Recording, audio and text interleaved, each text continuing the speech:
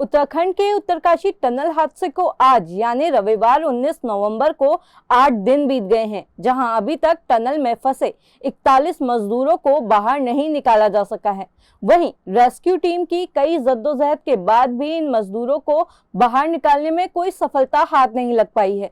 जहां एक तरफ टनल में 41 लोग जिंदगी और मौत की जंग लड़ रहे हैं, वहीं दूसरी तरफ रेस्क्यू टीम पुराने प्लान के फेल होने के बाद नया प्लान बना रही है। क्या है अब तक का ताज़ा अपडेट?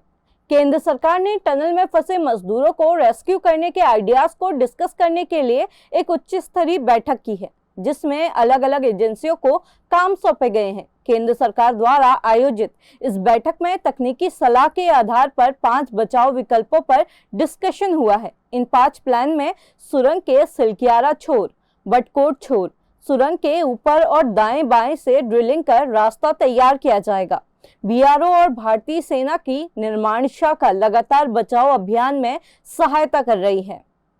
कंपनी की लापरवाही या जानलेवा भूल। उत्तरकाशी के इस टनल का निर्माण ऑस्ट्रियन टनलिंग मेथड से हो रहा था। कंपनी ने ऑस्ट्रियन मेथड तो अपनाई, पर इस मेथड में यूज होने वाले सुरक्षा इक्विपमेंट्स को भूल गई। डीपीआर में एस्केप टनल का प्रावधान मेंशन्ड है। इसके बावजूद टनल निर्माण करने वाली कंपनी नवयुग इंजीनियरिंग ने ये एस्केप टनल बनाई ही नहीं। अगर ये टनल बन गई होती तो शायद आज 41 जानों को यूं जिंदगी और मौत की जंग नहीं लड़नी पड़ रही होती। इसके अलावा श्रमिकों की सुरक्षा के लिए बिछाए गए ह्यूम पाइप्स को भी इस कंपनी ने मई माह में अचानक हटवा दिया। और ऐसा करने के पीछे क्या कारण था, इसका कंपनी के अधिकारियों के पास कोई जवाब नहीं है। इंदौर से मंगवाई गई मशीन से होगी वर्टिकल ड्रिलिंग। उत्तरकाशी टनल में दिल्ली से लाई गई आगर मशीन में शुक्रवार शाम तकनीकी खराबी आ गई थी, जिस कारण ये मशीन रुक रुक कर काम कर रही थी। इसके बाद इंदौर से एक नई मशीन मंगवाई गई, जिससे वर्टिकल ड्रिलिंग यानी कि ऊपर से छेद किया जा रहा है, ताकि मलबे को आसानी से हटाया जा सके। 8 दिन की देरी से आक्रोशित हुए मजदूर साथी। उत्तरकाशी टनल में फंसे मजदूरों को निकालने में दिन पर दिन देरी होने से अन्य मजदूर साथी आक्रोश में हैं। उन्होंने शनिवार को टनल निर्माण कंपनी नवयुग के खिलाफ प्रदर्शन भी किया है। उनका कहना है कि कंपनी गरीब मजदूरों को नहीं बल्कि सुरंग को बचाना चाहती है, जिस वजह से उनके मजदूर साथियों को निकालने में दिन पर दिन देरी की जा रही है। टूटने लगा है हौसला। उत्तरकाशी टनल हादसे में टनल के अंदर फंसे 41 मजदूरों का हौसला अब टूटता दिखाई दे रहा है। 8 दिन की देरी के चलते अंधेरे में कैद मजदूरों के अब आंसू तक निकलने लगे हैं।